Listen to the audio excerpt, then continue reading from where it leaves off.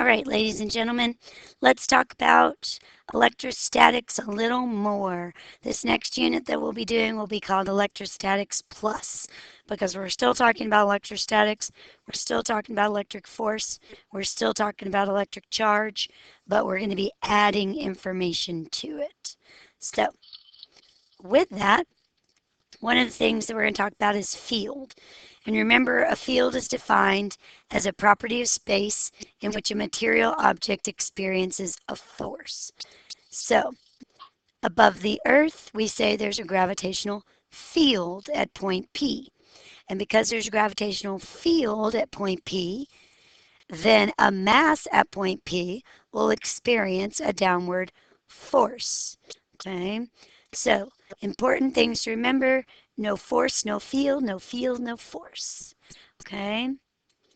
So, the direction of the field is determined by the force. So, whichever way the force would move is how we determine the direction of the field. So, this gravitational field goes inwards because the force is always pulled towards the middle of the Earth. So when we talk about electric field, we can now, instead of talking about the mass of the Earth and a separate mass, we'll change those masses to charge.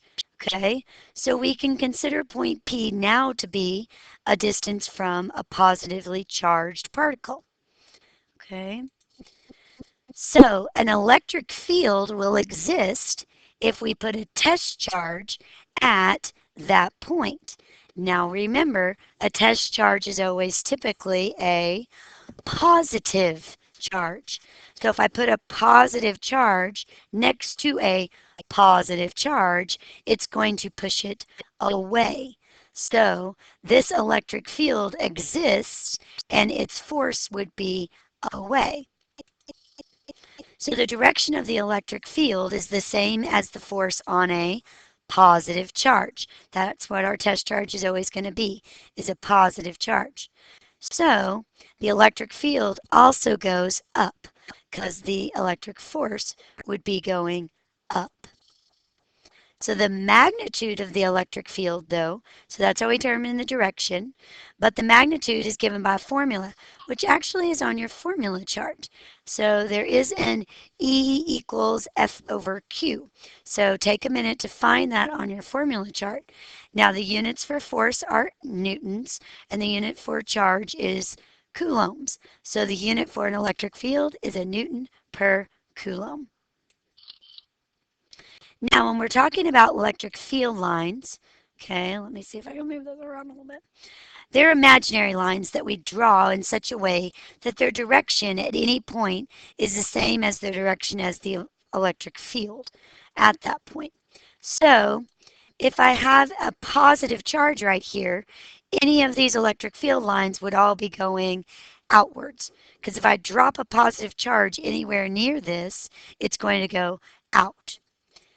Okay, now if I have a negative charge like this and I drop a positive anywhere near it, it is going to go into.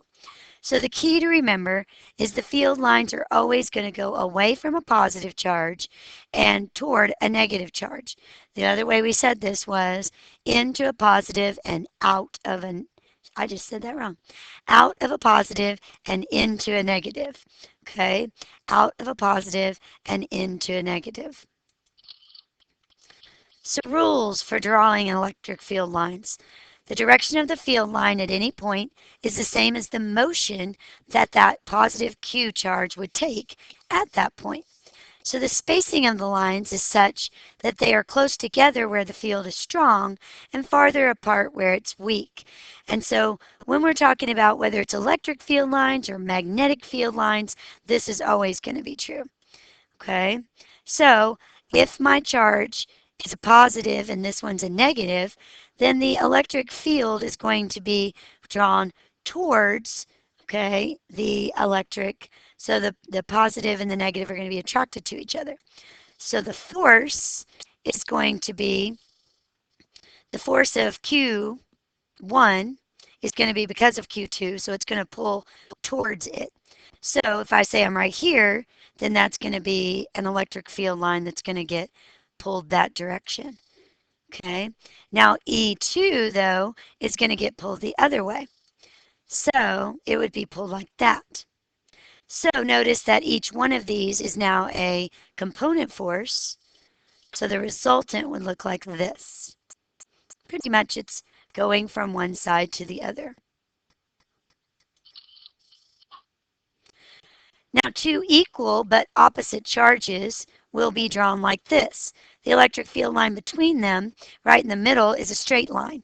But as we go out, it kind of spaces and it makes these concentric circles. Okay, so all of these are actually a part of each other and they're just giant circles. We're not seeing them though. Now, if they're both positive, though, notice these are going to push apart and they're eventually going to go in a straight line so that there's this no man zone where they don't attract to each other. So notice the lines leave a positive and enter a negative charge, out of a positive and into a negative. Also, the E is strongest where the field lines are most dense. Now, if we have charged plates, where we have a positive charged plate on the top and a negatively charged plate in the bottom, then between the plate, it will actually be straight lines, and it'll go out of the positive plate into the negative plate. But on the ends, it'll make this again circle that I was talking about. So as you move towards the ends, it'll make a little bit more of a circle, and it won't just be this straight line. We typically say that the ends are going to be negligible, so we don't worry as much about these concentric or curved circles of charge or field. We talk more about the straight line charges between plates most of the time. Now again, the magnitude of the electric field intensity at a point in space is defined as the force per unit charge, which we said was F divided by Q. But we could also write that a little bit differently because we know a formula for force too. So if we put the formula for force in, okay, remember the direction for the electric field at any point is always that of a test charge, a positive test charge, if it's put and which way it would move. But we could also talk about it as, if we're just talking about a single point, we could now say that force is K Q1 Q2 over R squared. And then if we wanted to talk about the electric field, we could say K Q1 Q2 over R squared over Q. Well, guess what? The top lowercase q and the bottom lowercase q are the same. So we can actually cancel them out. And we would end up with a formula that is KQ over R squared. And the point charge itself is taken out. We're only concerned about the charge that is originating the electric field or creating the electric field. All right. Now you can have a resultant electric field as we just talked about. So you would have to take the electric field of various point charges and find the vector sum. Okay, so consider E for each charge, okay, according to our lovely little point A, and go from there. So a positive test charge right here would, if I dropped one at A, would go towards Q1. It would go towards Q3, but it would go away from Q2. So our resultants would look a little like this.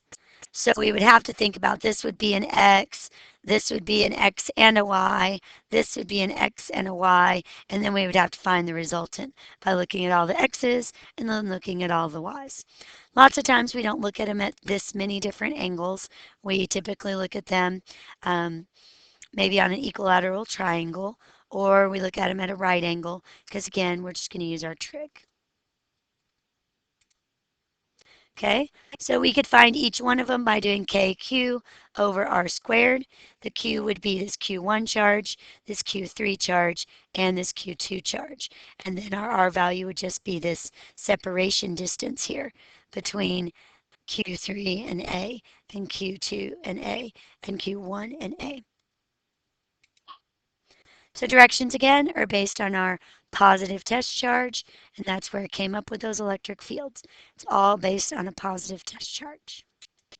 All right, we'll do the examples in class and see you soon.